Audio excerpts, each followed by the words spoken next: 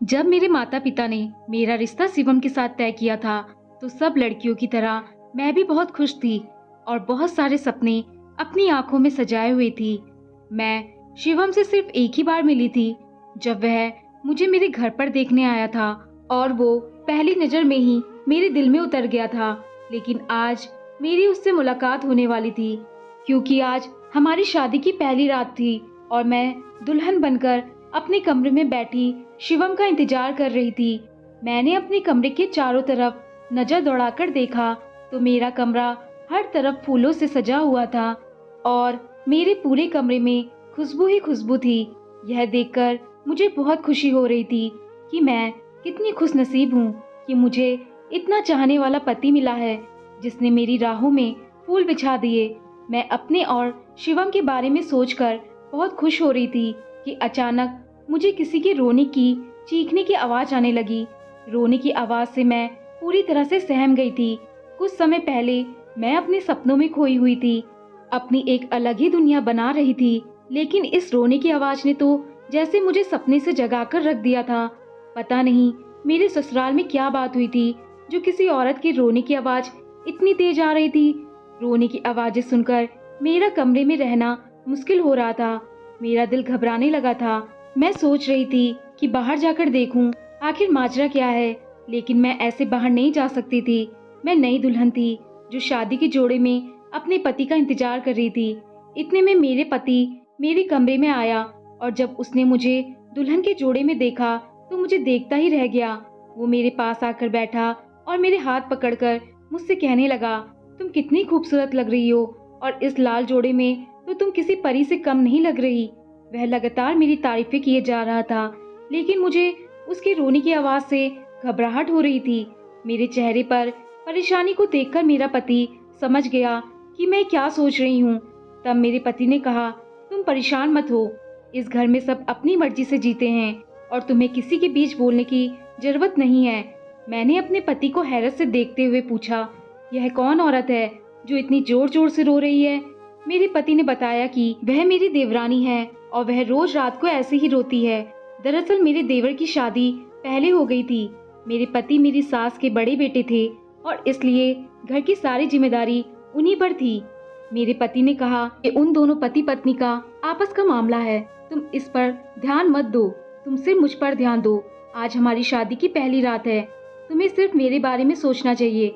इतना कहकर मेरे पति ने मेरा हाथ पकड़ा और मुझसे प्यार भरी बातें करने लगे। शिवम की बातों में मैं ऐसे खो गई, मुझे उस औरत के रोने की आवाज अब पता ही नहीं चल रही थी। शिवम मुझसे बहुत मोहब्बत करते थे और उनकी मोहब्बत को मैं महसूस कर रही थी। मेरी और शिवम की अरेंज मैरिज हुई थी। शिवम की माँ खुद शिवम का रिश्ता मेरे घर लेकर आई थी और मुझे अपनी पसंद से अपनी बहू बनाकर लेकर गई थी। मैं सोच रही थी कि पता नहीं मैं शिवम को पसंद आऊंगी या नहीं, लेकिन शिवम ने पहली मुलाकात में ही यह बता दिया कि वह मुझसे बहुत मोहब्बत करने लगे हैं। अगली सुबह जब मैं अपने कमरे से बाहर आई तो मेरी देवरानी घर में काम कर रही थी। मैंने सोचा कि उससे पूछती हूँ रात को क्या हो गया था, तुम क्यों इस तरह से रो रही थी। लेकिन मैंने सोचा कि हो सकता है मेरी देवरानी को मेरी बात का बुरा लग जाए, इसलिए मैंने उससे कुछ नहीं पूछा। मेरी सास ने मुझे नाश्ते के लिए बुलाया तो मैं शर्माते हुए नाश्ते की टेबल पर जाकर बैठ गई और मैं सामने बैठे अपने देवर को देखने लगी और सोचने लगी कि पता नहीं यह अपनी पत्नी के साथ ऐसा क्यों करता है। मुझे उसको देखकर बहुत गुस्सा आ रहा था, लेकिन बाकी सब लोग घर में नॉर्मल थे, जैसे रात में कुछ हुआ ही ना हो। नाश्ता करने के बाद मेरे घर वाले मुझे लेने के लिए आ गए। मैं अपने घर वालों के साथ अपने मायके चली गई। जाने से पहले शिवम ने मुझसे बहुत प्यार से कहा, मैं तुम्हारे बगैर एक पल भी नहीं रह सकता, शाम में मैं तुम्हें लेने आऊंगा। शिवम की यह बात सुनकर मुझे बहुत खुशी हुई। मायके जाकर मैं अपने बहन भाइयों से मिली। माता पिता मुझे देखकर बहुत खुश हुए, मुझसे पूछने लगे, तुम्हारे ससुराल वाले कैसे हैं और शिवम तुम्हें कैसा लगा। सब घर वालों को बताए मेरे ससुराल वाले बहुत अच्छे हैं और शिवम भी मुझसे बहुत प्यार करते हैं। जब शाम का समय हुआ मेरी सास मुझे लेने मेरे घर आ गई। मेरी माँ ने मेरी सास से पूछा कि शिवम बेटा क्यों नहीं आया, तो मेरी सास ने अजीब सा जवाब दिया। कहने लगी कि मैं आऊं या शिवम क्या फर्क पड़ता है, बहू को तो हमारे घर ही जाना है। शिवम को ना देखकर मेरा दिल बहुत ज्यादा उदास हुआ। मैं बहुत बेसब्री से शिवम का इंतजार कर रही थी और फिर हम लोगों ने खाना खाया। मैं सास के साथ अपनी ससुराल वापस आ गई। कुछ देर ससुराल वालों के साथ बैठी रही। जब मैं अपने कमरे में गई, मैंने देखा कि शिवम बेड पर लेटे हुए हैं।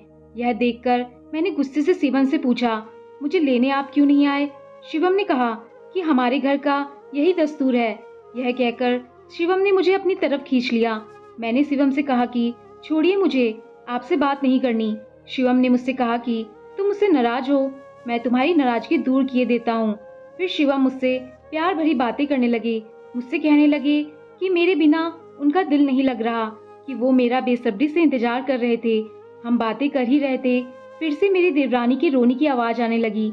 मैं आवाज सुनकर हैरान रह गई और सोचने लगी कि आखिर क्या माजरा है, क्यों मेरी देवरानी रोज रोया करती है। मैंने शिवम से पूछा तो वह कहने लगे, मैंने तुम्हें मना किया है, तुम पति पत्नी के मामले से दूर रहोगी।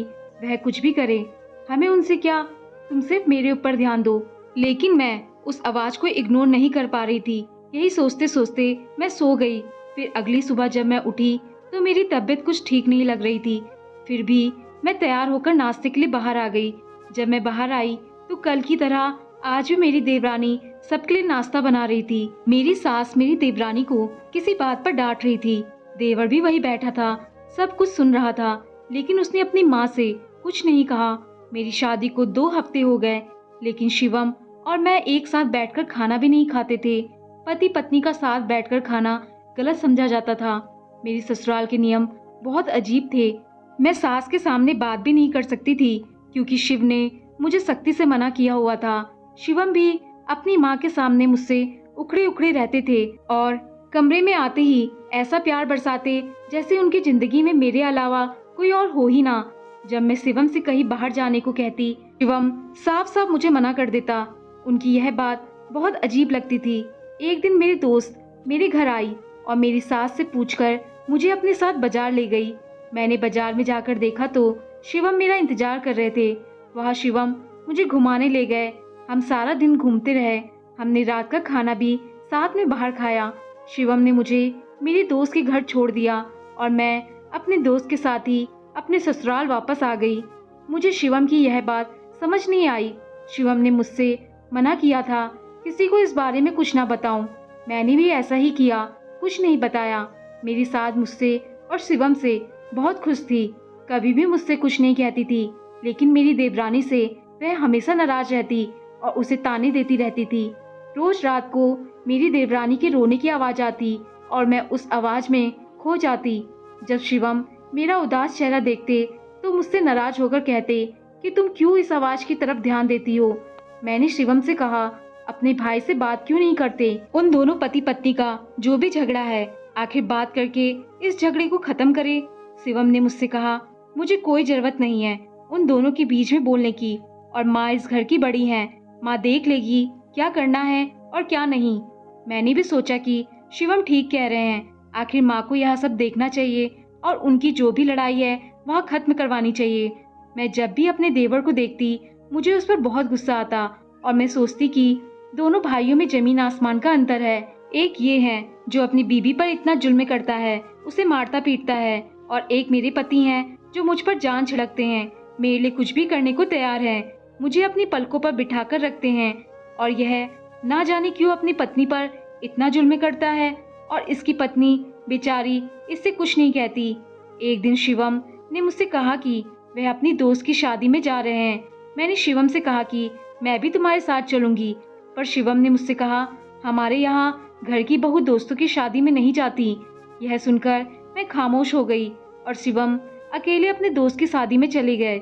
मैं कमरे में लेटकर शिवम की यादों में खोई हुई थी कि रोज की तरह मुझे फिर से रोने की आवाज आने लगी। मैंने बहुत कोशिश की मैं उन आवाजों की तरफ ध्यान न दूं, लेकिन मुझसे चाह कर भी ऐसा नहीं हो पाता था। मेरा ध्यान उन आवाजों की तरफ चला ही जाता था। शिवम होते थे तो वह मुझे अपनी बातों में उलझा कर रखते थे, लेकिन आज शिवम घर पर नहीं थे तो मेरे पास मौका था। मैंने सोचा कि जाकर देखती हूँ आखिर कमरे में होता क्या है। मैं चुपके से अपने कमरे से बाहर निकली ताकि मेरी सास को पता न चल जाए, और दबे पैर अपने देवर की कमरे की तरफ जाने लगी। मैंने कमरे के पास जाकर देखा तो उनके कमरे की कुंडी नहीं लगी थी। जब मैंने डरते डरते उसके कमरे का दरवाजा खोला और मैंने अंदर जो देखा वह देखकर मैं दंग रह गई। मेरी आंखें फटी की फटी रह गई कि ये माजरा है। मेरे देवर देवरानी भी मुझे अपने कमरे में ऐसे अचानक देखकर हक्का बक्का रह गए। उन्होंने सोचा भी नहीं होगा कि मैं अचानक उनके कमरे में आ जाऊंगी। अंदर का नजारा ऐसा था कि मैं अपनी आंखों पर यकीन नहीं कर पा रही थी। अंदर जाकर मैंने देखा कि मेरे देवर और देवरानी आराम से बैठकर एक दूसरे को बहुत प्यार से खाना खिला रहे हैं और उनके पास एक मोबाइल रखा हुआ है जिसमें से यह रोने की आवाज आ रही थी और यह रोने की आवाज मेरी देवरानी की ही थी। मेरी देवरानी ने मुझे देखकर अंदर बुलाया और अपने पास बैठा लिया। मैं तो हैरत से अपने देवर और देवरानी का चेहरा देख रही थी और कुछ देर खामोश ऐसे ही बैठी रही। हम सब एक दूसरे के चेहरे देख रहे थे। उसके बाद मैंने अपने देवर और देवरानी से पूछा कि यह सब क्या है, मेरी तो कुछ समझ नहीं आ रहा। आप रोजाना रोती हैं और इस घर में किसी को कोई फर्क नहीं पड़ता। मैं तो आप दोनों का झगड़ा खत्म कराने, सुलह कराने आई थी, लेकिन यहाँ तो कुछ और ही चल रहा है। क्या आप दोनों मुझे बताएंगे क्या बात है, या फिर मैं माँ जी से सब कुछ पूछूं? ये सुनकर मेरी देवरानी ने मुझे रोक लिया और तब मेरी देवरानी ने मुझे बताया, मैंने और तुम्हारे देवर ने लव मैरिज की थी। हम एक साथ एक ही कॉलेज में पढ़ते थे, एक दूसरे से बहुत प्यार करते थे, लेकिन यहाँ इस घर में किसी को लव मैरिज करने की इजाजत नहीं है। जब तुम्हारे देवर मुझसे शादी करके मुझे इस घर में लेकर आए, तभी से मेरी सास ने मेरा जीना दुश्वार कर दिया। दिन रात यही कोशिश करती रहती कि हम दोनों में लड़ाई झगड़ा होता रहे, यह मुझे छोड़ दे और उनकी पसंद की लड़की से शादी कर ले। और मेरी सास हमेशा मेरे काम में नुक्स निकालती, तो कभी मेरा बनाया हुआ खाना खराब कर देती, तो कभी कहती कि मैं उनका ख्याल नहीं रखती। हमेशा किसी न किसी बात पर मुझे सुनाती रहती। मेरे पति से कहती कि तेरी पत्नी को एक भी काम नहीं आता, इसके माँ बाप ने इसे कुछ नहीं सिखाया। मेरी बात मान, इसे छोड़ दे, मैं तेरी शादी कहीं और करा दूंगी। लेकिन हम दोनों एक दूसरे से इतनी मोहब्बत करते थे कि सासू माँ की लाख कोशिशों के बाद भी हमारी यह मोहब्बत खत्म नहीं हुई। सासू माँ रोज मुझे ताने देती और मुझे कोसती रहती। जब हम दोनों एक साथ बाहर खाना खाने जाते तो वो मुझे बहुत बुरा भला बकती थी कि मेरे बेटे को मुझसे छीन लिया, मेरे घर फूट डलवाने के लिए कहाँ से आ गई। लेकिन मैं सब कुछ चुपचाप सुनती रहती, कभी उनसे कुछ नहीं कहती। एक दिन हमारा किसी बात को लेकर छोटा मोटा झगड़ा हो गया। यह देखकर सासू माँ बहुत खुश हुई और उस दिन उन्होंने मुझसे कुछ नहीं कहा। तभी मैं समझ गई कि यह यही चाहती हैं कि हम दोनों के बीच में झगड़ा रहे और हम दोनों एक दूसरे से लड़ते झगड़ते रहे, आपस में खुश नहीं रहे। फिर हम दोनों ने मिलकर एक प्लान बनाया। हम दोनों सबके सामने एक दूसरे से लड़ाई झगड़ा करेंगे और एक दूसरे से बात नहीं किया करेंगे। सबको ऐसा दिखाएंगे जैसे हमारे बीच में बहुत लड़ाई रहती है और हम दोनों एक दूसरे से खुश नहीं हैं। जब से हम दोनों ने यह करना शुरू किया तो सासू माँ ने समझा कि उनका बेटा मुझे अहमियत नहीं देता है और मुझे मारता पीटता है, मुझ पर जुल्म करता है।